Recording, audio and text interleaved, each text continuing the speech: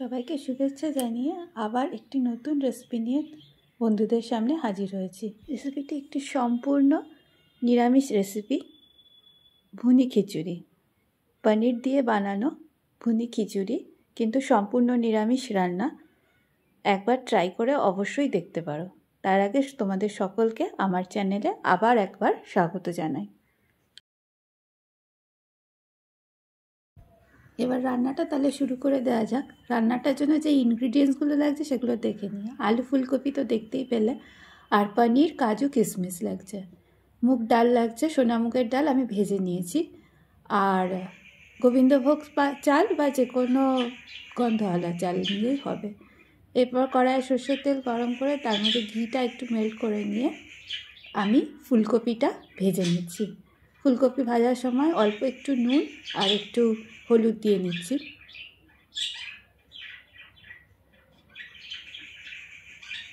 এরপর আলুগুলোকেও একইভাবে নুন হলুদ দিয়ে আমি ভেজে নেব।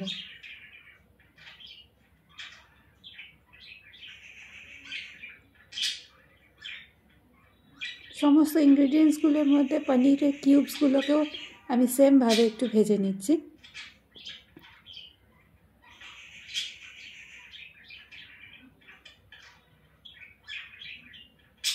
এবার ভেজে নেব কাজু আর কিশমিশটাও।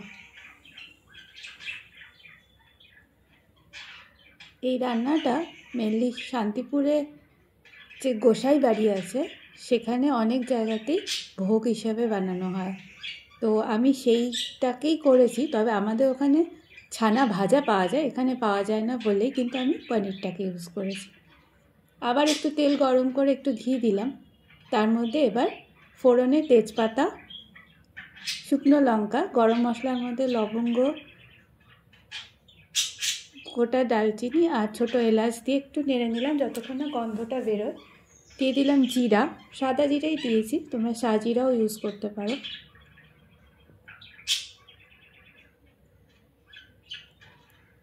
একটু হিং দিয়ে দিলাম তেলের মধ্যে।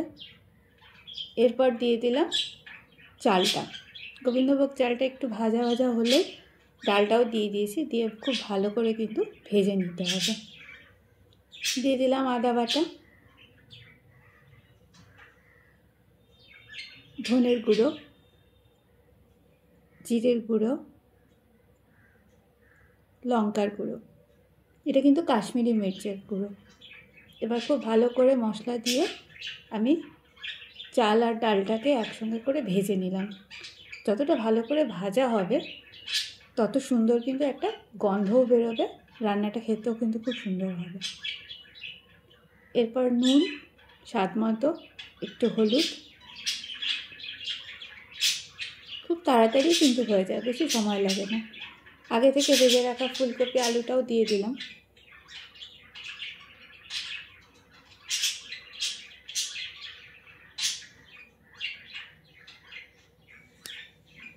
এবার দিয়ে দিলাম ভাজা মশলা। ভাজা মশলাটার মধ্যে জিরে, ধনে, শুকনো লঙ্কা, মৌরি, এটাকে আমি শুকনো খোলা একটু ভেজে নিয়ে গুঁড়ো করে নিয়েছিলাম। তারপর কিছুটা গরম জল দিয়ে দিলাম।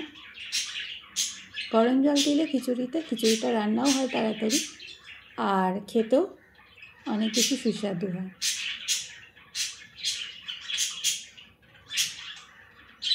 দেখো জলটা শুকিয়ে গেছে। এটা কিন্তু অনেকটা ভুনি খিচুড়ির মতোই আমি বানিয়েছি, একটু শুকনো শুকনো। এরপর ওই ভেজে রাখা পনির, কাজু, কিশমিশটাকেও মিশিয়ে দিলাম।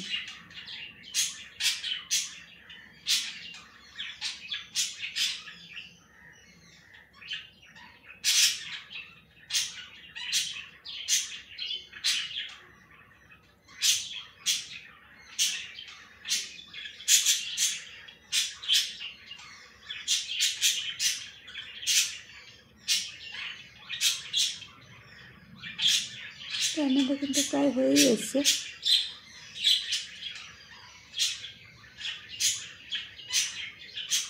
দেখো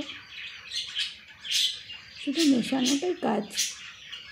ভালো করে, যত ভালো করে মেশানো যাবে ইনগ্রিডিয়েন্টসগুলো তত কিন্তু খেতে জিনিসটা আরও ভালো হবে।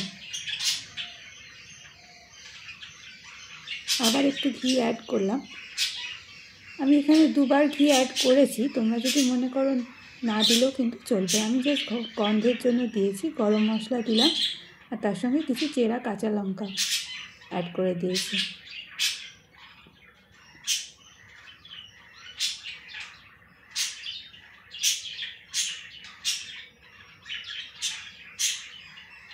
এই পর্যায়েও আমি কিছুটা ঘি দেব, কিন্তু তোমরা যারা চাও না তারা না দিলেও কিন্তু অসুবিধা নেই।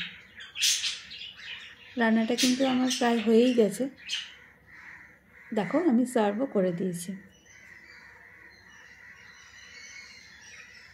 আমি এটা শাক ভাজা, চাটনি আর লাবড়ার সঙ্গে সার্ভ করেছিলাম। প্লিজ তোমরা আমার চ্যানেলটাকে সাবস্ক্রাইব করো আর থ্যাংক ইউ ফর ওয়াচিং।